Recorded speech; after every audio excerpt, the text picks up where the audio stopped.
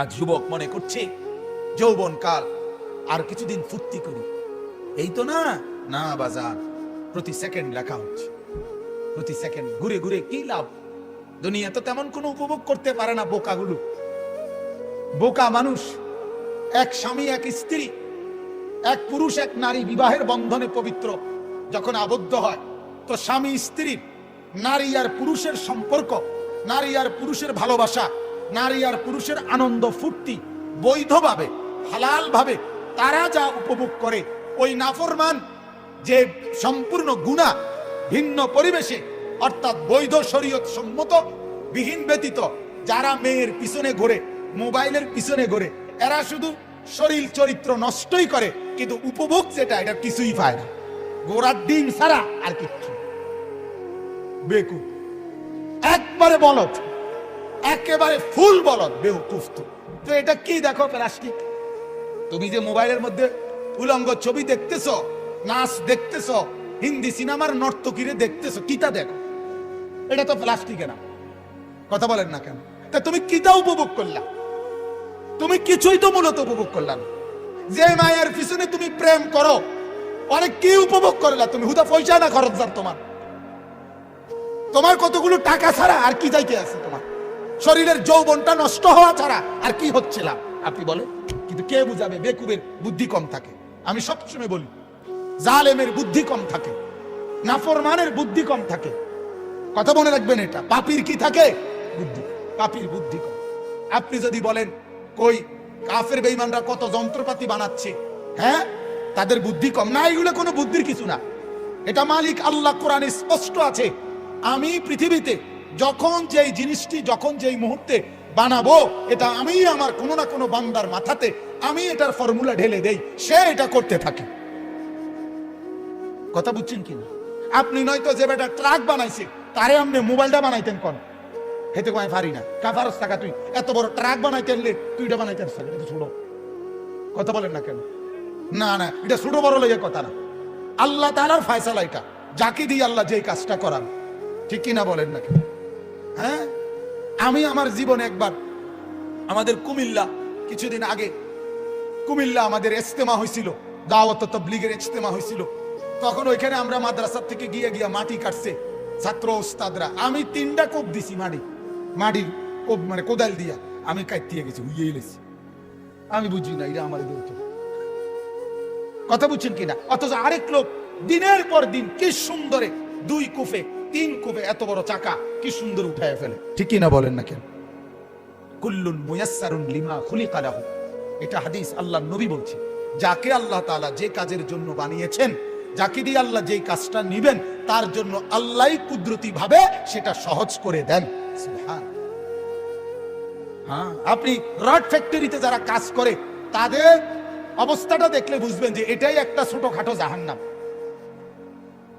ফ্যাক্টরিটার মধ্যে আগুন, আগুন আমরার চললে কুলাইতো না, কিন্তু ওইখানে কি শত শত কর্মচারী কাজ করতেছে না? কথা বলেন না কেন? আল্লাহ তাআলার কুদরতে। নাহনু কাসামনা বাইনাহুম মাঈশাতাহুম ফিল হায়াতিদ দুনিয়া। আল্লাহ বলেন, এই দুনিয়ার মধ্যে কে কি রোজগার করবে এটা আমি আল্লাহ তাআলা বন্টন করি। প্রত্যেকের কর্ম বন্টন করে কে? অটোমেটিক আল্লাহ। নাহলে একসাথে প্রাইমারিতে ভর্তি হয় কত বাচ্চা, কিন্তু পরবর্তী 10 বছরের ব্যবধানে এই প্রাইমারি স্কুলের 10 বছর আগের ছেলেগুলো সব 10 বছরের ভিতরে এক একজন এক এক দিকে ছিটটা বিটটা গেছে। কেন এমন হয়? আল্লাহ পাকের কুদরতে এক একজন এক এক দিকে ছড়ায় যায়। কেউ দোকানে ঢুকে গেছে, কেউ ব্যবসায় ঢুকে গেছে, কেউ চাকরিতে ঢুকে গেছে, কেউ বিদেশে চলে গেছে, কেউ এখনো পড়ালেখা করতেছে, কেউ সাধারণ অটো চালাচ্ছে, কেউ রিক্সা চালাইতে আছে, কেউ সিএনজি চালাইতেছে। আছে না? কি বলেন? চতুর্মুখী ছড়ায় গেছে কিনা? কেমনে ছড়াই? আল্লাহর কুদরত। কার কুদরত এটা বলেন না? আল্লাহ। আল্লাহর ফয়সালা। নাহনু কাসামনা। আল্লাহ বলেন আমি বন্টন করি, আমি বন্টন করি। কর্ম বন্টন করে দুনিয়াতে কে? আল্লাহ। আল্লাহ আল্লাহু খালাকাকুম ওয়া মা তা'মালুন, কোরআনের আয়াত। আল্লাহ বলেন তোমাদেরকে সৃষ্টি করেছি আমি আল্লাহ। ওয়া মা তা'মালুন, তোমরা যে যেই আমল করছো, কাজ করতেছো, ওইটার সৃষ্টিকর্তা আমি আল্লাহ। ওটা তো আমিই করছি, আমিই করছি। তোমার দ্বারা দিয়ে এটা হবে, এটা আমার ফয়সালা। পরে দিয়ে দাও, এটা হবে, এটা আমার ফয়সালা। আবার আজ মাটি কাটবো, এটা আমার ফয়সালা। উনি যে দোকানদারি করবে, এটা আমার ফয়সালা। অতএব আমার বাবারা, আমি আপনাদেরকে কথাটা যদিও শুরুতে প্রসঙ্গটা এটাই শুরু করছিলাম যে ছোট্ট আমল, মনে আছেন এই কথাটা থেকেই, সামান্য নেক কাজকেও কি মনে না করা, ছোট মনে না, বরং সামান্য নেক কাজ। আপনি এখানে 1 টাকা দেওয়ার সুযোগ পাইছেন, 1 টাকাই দিয়ে দেন, 1 টাকাই আপনার পুঁজি, 2 টাকাই আপনার পুঁজি। আল্লাহ নবী সাল্লাল্লাহু আলাইহি ওয়াসাল্লাম বলেন, হে আদম সন্তান, 3টা জিনিস তোমার পুঁজি, তোমার সম্পদের মধ্যে। 1 নাম্বার মা আকালা, 1 নাম্বার তুমি যেটা সরাসরি খাইছো, এটা তোমার পুঁজি। 2 নাম্বার ওমা লাবিসা, তুমি যেটা সরাসরি গায়ে দিছো, এই জামা কাপড়, এটা তোমার। আরেকটা হলো ওয়ামা কাদ্দামা, যা তুমি নিজে আখিরাতের জন্য পাঠাইছো, এটাই তোমার পুঁজি। তোমার মুখের খাবার, তোমার সরাসরি গায়ের পোশাক, আর তোমার দান সাদকা, তোমার নেক কাজের খরচ, যেটা তুমি আখিরাতের জন্য পাঠাইছো। নবী বলেন এই 3টাই তোমার, বাকিটি সব দুনিয়াটা দুনিয়াতে। কি বলেন? সোফা, এটা আপনার কবরের সঙ্গীত, কথা বলেন না কেন? খাট আপনার কবরের সঙ্গীত, ডাইনিং টেবিল আপনার কবরের সঙ্গীত, কিন্তু সেজদা, সেজদা আমার সঙ্গী হবে কিনা? আমার রুকু, আমার কোরআন, আমার দান, আমার সাদাকা, আমার সুবহানাল্লাহ বলা, আমার আলহামদুলিল্লাহ বলা, আমার জিকির, আমার তাসবিহ, এগুলো আমার কবরেও সঙ্গী, এগুলো আমার হাসরের মাঠেও সঙ্গী, এগুলো আমার জান্নাতেও সঙ্গী। বলেন আলহামদুলিল্লাহ। এটা ভাবা উচিত বাজার, এটা ভাবা উচিত, এটা বোঝা উচিত। আজ আমরা আমাদের সন্তানদেরকে এটা বুঝানো উচিত, আজ আমরা আমাদের বিবিদেরকে এটা বুঝানো উচিত। আত্ম উপলব্ধিটুকু যদি না থাকে, আহা, আমার এটা বেশি আফসোস। প্রতিদিন বলি বাজান, আমি, আমার কাছে এটা বড় মায়া লাগে।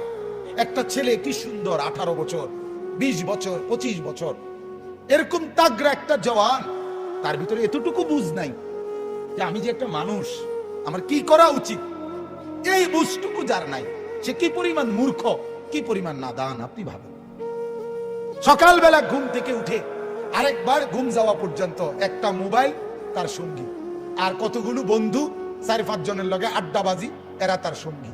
এরার লগে একবার খারাইয়া মুতে, একবার বৈশা মুতে, একবার মোবাইল চায়, একবার নর্তকী দেখে, একবার নাচ দেখে, একবার কানের মধ্যে ইয়ারফোন লাগাইয়া গান শুনে, একবার মাইয়া দেখলে এটার ফিসে ফিসে হাঁটে, আরেকবার বেড়ি দেখলে এটার ফিসে ফিসে হাঁটে, একবার অসভ্য কথাবার্তা একজন আরেকজনের মধ্যে আলাপ সালাপ করে, আবার কতক্ষণ গেমস খেলে, আবার কতক্ষণ কি আপনার এই মোটরসাইকেল ফাইলে মোটরসাইকেল চালায়, হ্যাঁ, শিক্ষা হই হুল্লুর।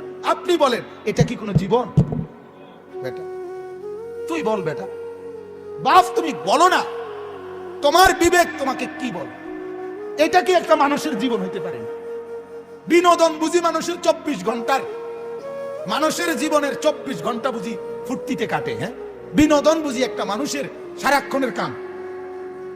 আপনি বলেন তাহলে সে কি পরিমাণ বেওকুফ।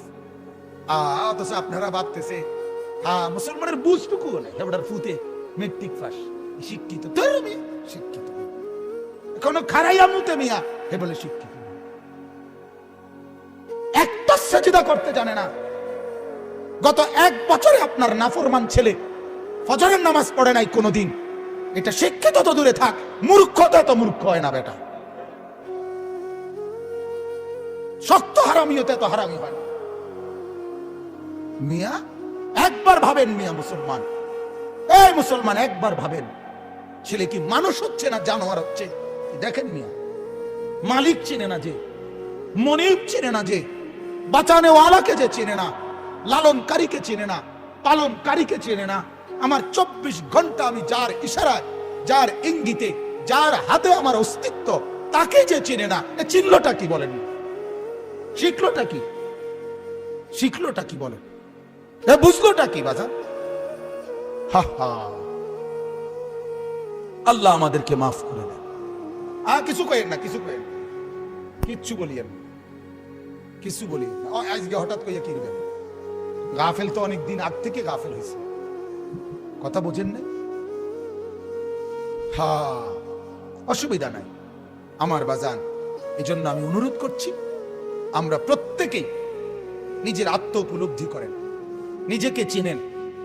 ইস্তাফতি কালবাক, আপনি আপনার দিলকে প্রশ্ন করেন। আল্লাহ নবী বলছে দিলকে প্রশ্ন করো, তুমি তোমার দিলকে নিয়ে ভাবো। আসলে তোমার হালাত কি। ওয়ালতানজুর নাফসুম মা কদ্দামাত লিগাদ।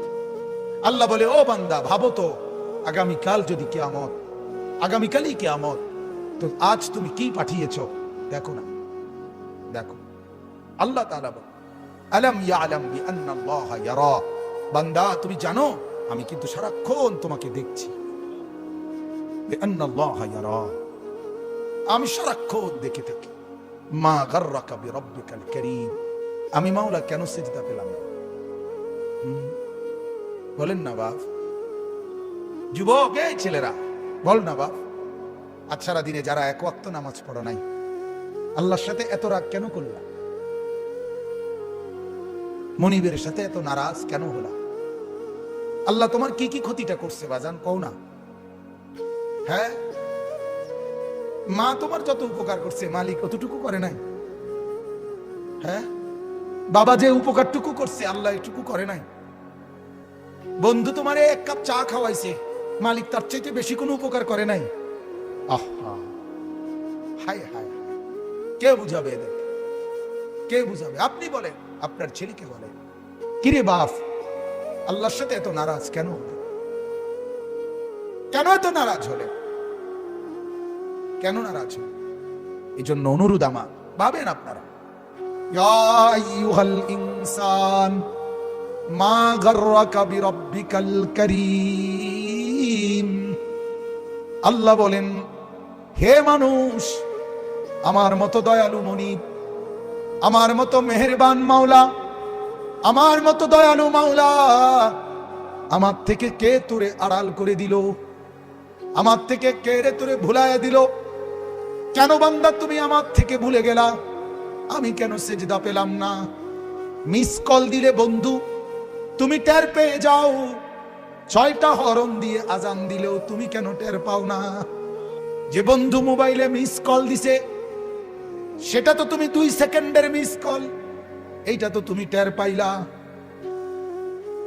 2 ঘন্টা পরে যদি মোবাইল খুলে দেখো যে বন্ধুর মিস কল উঠছে, তাইলেও তো ফিরাইয়া বলো যে আমার শুনি নাই, কেন বলছে বলো। মালিক বলে, সেই ফজর থেকে বান্দা আমি ডাকছি, এখন তো এশার নামাজ পর্যন্ত চলে গেল। আজকের সারা দিনে বান্দা 5 বার ডাকলাম, আমি কেন একবারও জবাব পেলাম না? গত 1 সপ্তাহে আমি মাওলা এতবার ডাকলাম, আমার সাথে কেন এত রাগ করলে বান্দা? কেন আমার এত কষ্ট দিলা? কেন? দুনিয়ার কোন বন্ধু যদি একটানা 2 দিন তোমারে ফোন দিয়ে না পায়, সেই বন্ধু বলবে তোর সাথে আর কোনো কথা নাই।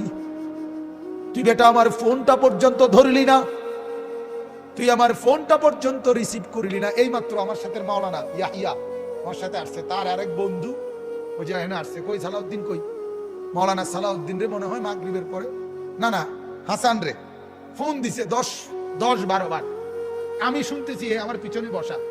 এরপরে যখন ওই ফিরাইছে, হে দেখলাম যে খুব রাগ, তোরে এতগুলো কল দিলাম, তুই ফোনটা ফিরাইলি না কেন, ধরলি না কেন? এই এখন আমার গাড়িতে নিচে দেখছি, মাত্র 10 মিনিটে 20 মিনিটে 10টা কল দিছে বন্ধু। সেই বন্ধুর প্রতি অভিমান করছে, কেন কলটা ফিরাইলি না, কেন ধরলি না? আমার মালিক যদি বলে শনিবার থেকে আজকের বৃহস্পতিবার পর্যন্ত এত বড় মাইক দিয়ে শুধু এক মসজিদে না, চতুর্দিক থেকে একসাথে আমি আমার আজানের আওয়াজ শুনাইছি, বান্দা কেন আমি একটা সেজদা পেলাম না? আরে বাপ, জানোস না বাপ কি পরিমাণ কষ্ট পাবি বাপ, জানোস না? নওজোয়ান, সুপ্ত জীবনে তেমন কিছু পাইলি না, কষ্ট কিন্তু পাবি অনেক। নারীর পিছনে পড়ে খুব বেশি কোনো সুখ কেউ পাও নাই, আমরা জানি, আমরা বুঝ আছে। মোবাইলে চাইয়া, নর্তকী চাইয়া খুব বেশি কোনো আনন্দের কিচ্ছু নাই, আমরা একটা বুঝ আছে, আমরা ওর আইডিয়া আছে, আমরা একবারে চিড়া খাই না। রং তামসায় খুব বেশি সুখ পাওয়া যায় না, বন্ধু বান্ধবের এই আড্ডায় খুব সুখ পাওয়া যায় না।